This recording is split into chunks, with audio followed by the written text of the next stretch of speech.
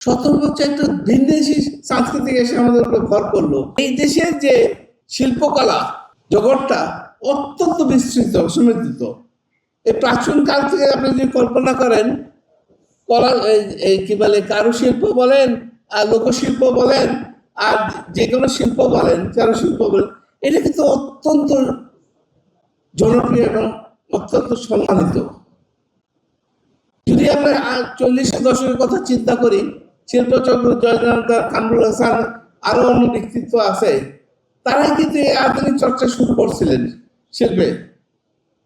কিন্তু কি হলো এই 17 বছর? কি হলো 17 বছর একটা ভিনদেশি সংস্কৃতি এসে আমাদের উপরে ভর করলো।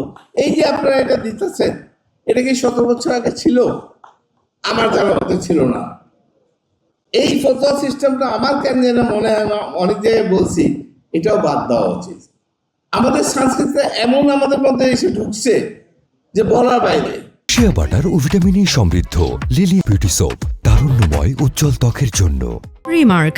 সাত্তার ভাই যে কথা বললো, যে শহীদ রাষ্ট্রপতি জিয়া রহমান এই শিল্পকে মানে উন্নত করার জন্য যেমন উনি চেষ্টা করছিলেন, এশিয়ান চারুকলা সৃষ্টি করে, নতুন করে সৃষ্টি করে, বিভিন্নভাবে শিল্পীদেরকে কিভাবে উঠান যায়, শিল্পীকে কিভাবে আরো সামনে হাইলাইট করা যায়, সেই ব্যাপারে চিন্তা করছে।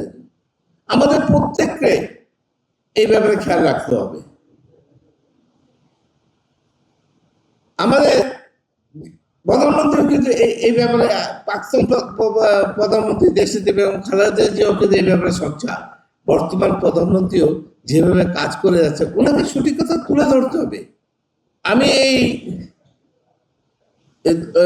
দলকে অনুরোধ করব, আপনার পলিসি মেকিং এ কিছু কিছু জিনিস রেডি করেন।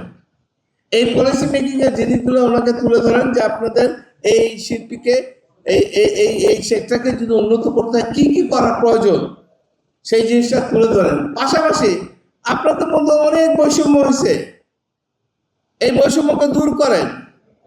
যদি প্রশাসনিক লোকরা ভূতপূর্ব আপনার প্রমোশন পাইতে পারে, ইনক্রিমেন্ট পাইতে পারে, আপনারা পাবেন না কেন?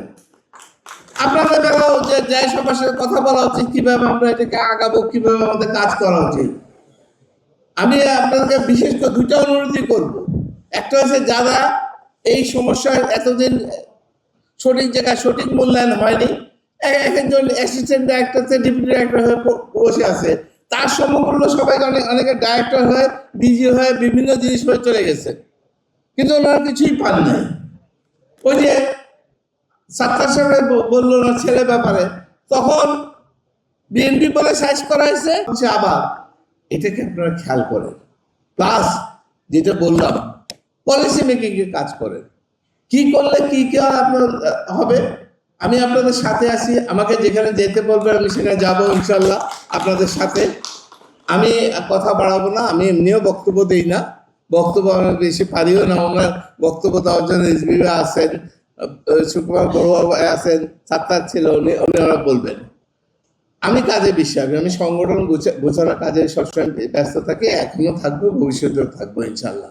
অতএব এই দেশটাকে উন্নত করতে হয়। আমাদের প্রধানমন্ত্রী যে কথা বলছেন, আসেন আমরা সবাই মিলে কাজ করি। মানে কি? মানে আমরা যে যেখানে আসি, যে যে দায়িত্বে আসি, সেই দায়িত্ব থেকে যদি সঠিকভাবে পালন করি, তাহলে এই দেশ উন্নতি হয়ে যাবে। অর্থাৎ এই একটা ব্যক্তি বা দুইটা ব্যক্তি বা একটা গোষ্ঠী বা দুইটা গোষ্ঠী, তিনটা গোষ্ঠী, এটা দিয়ে কিন্তু দেশ উন্নতি হবে না। দেশ উন্নতি হবে একমাত্র যদি আমরা যে যেখানে আসি, আমাদের যে দায়িত্ব, সেই দায়িত্ব যদি আমরা সঠিকভাবে পালন করি, তাইলেই হবে।